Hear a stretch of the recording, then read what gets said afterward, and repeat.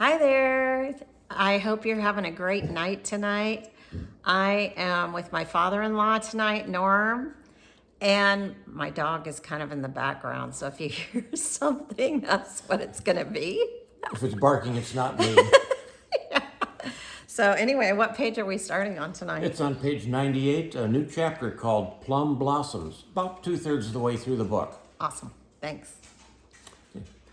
While standing with feet hip width apart, halfway lift, back straight, breathe in and then bow forward and breathe out, getting that stretch all the way down your spine. Toe heel your foot apart, exhale and come all the way up to the mountain pose. Reach up, spark the hands and feel powerful in this pose. Ground down with your feet, feel your firm foundation. Jack, another yoga instructor, says, my gaze wanders from the blue sky out the window to the front of the room to see Jack standing in mountain pose with his arms up and smiling. His lat muscles protrude from his mountain and his legs fiercely scream firm foundation with each quad rippling. His muscles are a copy of that on muscle charts from college anatomy and physiology classes.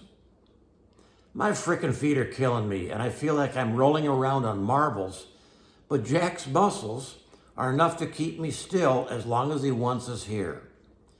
There is always pain and suffering. God, I envy how effortlessly he makes yoga look while my body screams for help. The balls of my feet ache. The feeling of rolling around on marbles while standing in my mountain causes pain and suffering. I envy how effortlessly easy he makes yoga look. When I get a peek of a brightly colored tattoo on his shoulder with beautiful soft red flowers and small Chinese writing in black, I feel a tension in my chest and an unpleasant memory surface. There is an immediate dislike for anything that remotely looks like Chinese art for me. It transforms me to a place, an uncomfortable place, within me that I don't want to revisit. Find your foundation in your feet, Jack utters. Grasping the floor with my toes and feet, I realize that a firm foundation is as elusive in yoga as it is in life. How the hell am I supposed to have foundation when I have everything ripped out from under me since I was a small child? It is annoying how people think it is that simple.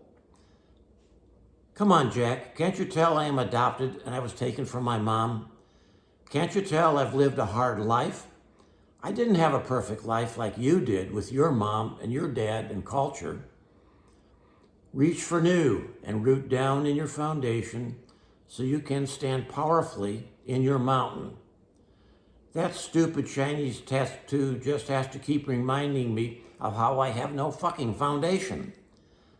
I search in my mountain for foundation to no avail. The memories of my college years come flooding back as I feel my throat choking up. Those were the years I truly felt rootless and unable to function. I hold back the tears.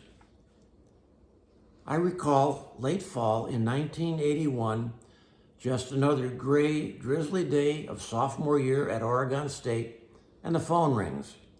I answer with, hello. Hello, honey. It is your mother. Hi, how are you? Mama D says, don't you think it is about time you saw Rebecca?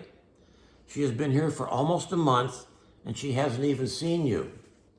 I don't want to see that woman. She came all the way from India to visit, and your father and I can't keep making excuses about why you can't come to see her. I protest in silence. How about coming for dinner tomorrow night? No, I can't, and honestly, I really don't care about seeing her.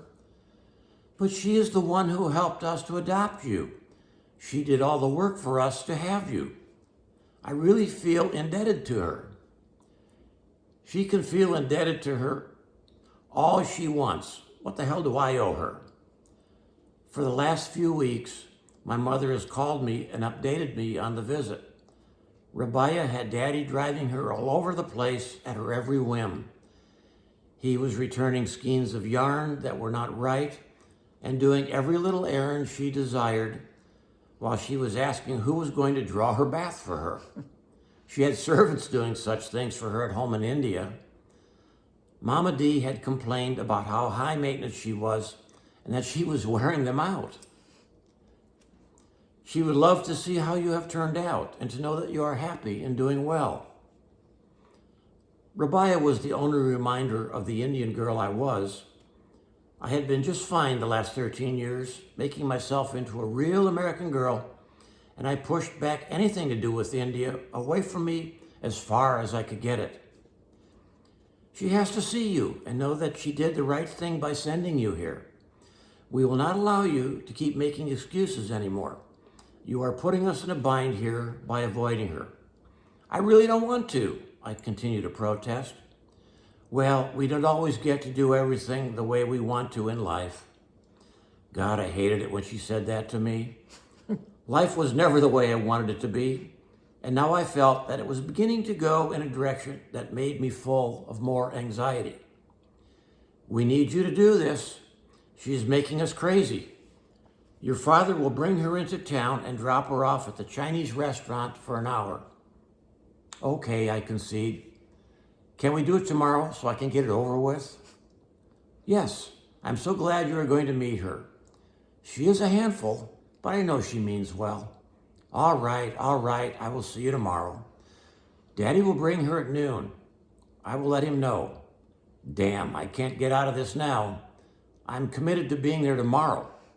Why did she need to see me anyway? She tossed me on a plane to come here years ago, and now all of a sudden, I have to be at her beck and call because of some need she has to know that I am here and okay?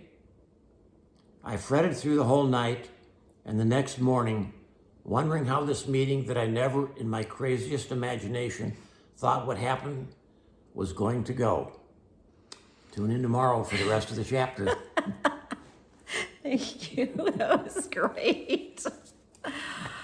Oh boy, that was a start to a really rocky time for me because I did not want to, accept that part of my life. I was only like 18, 19, I don't even know exactly, but when you're at that time in your life, you are trying to find out your identity and where you belong and who you are. And this was kind of just a sideline. It was really messing me up because I had created an identity around being, an American girl. I didn't want to think about being from India. I didn't want a reminder. And she was a big reminder of who I was and where I came from, basically.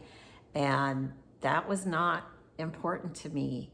What was important to me was to fit in and to be able to be a part of this culture that I had, I didn't have a choice.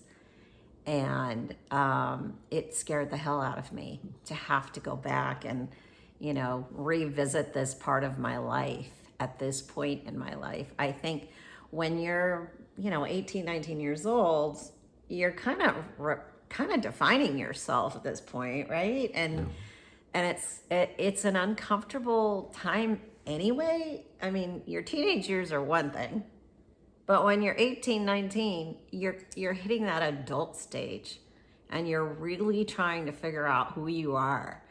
And for me, I wanted to be American. I didn't want to have anything to do with who I was as a child or where I came from. That meant nothing to me at this point.